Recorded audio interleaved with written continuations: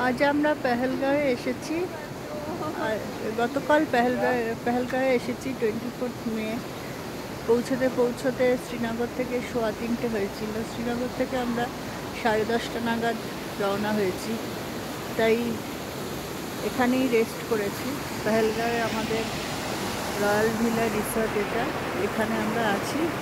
ব্যবস্থা খুব ভালো, একদম নতুন প্রপার্টি, খুব পরিষ্কার পরিচ্ছন্ন। এখানে দোকান আছে যেখানে কাশ্মীরি জিনিস পাওয়া যায়, আর এটা ওদের রেস্টুরেন্ট, এখানে এসে খেতে হয়। হাইওয়ের ওপর এই হোটেলটা, চারদিকে পাহাড়।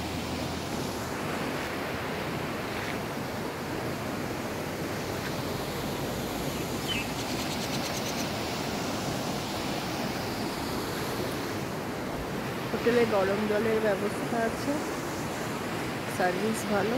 আপনারা ইচ্ছা করলে এই রয়্যাল ভিলা হোটেলে এসে থাকতে পারেন।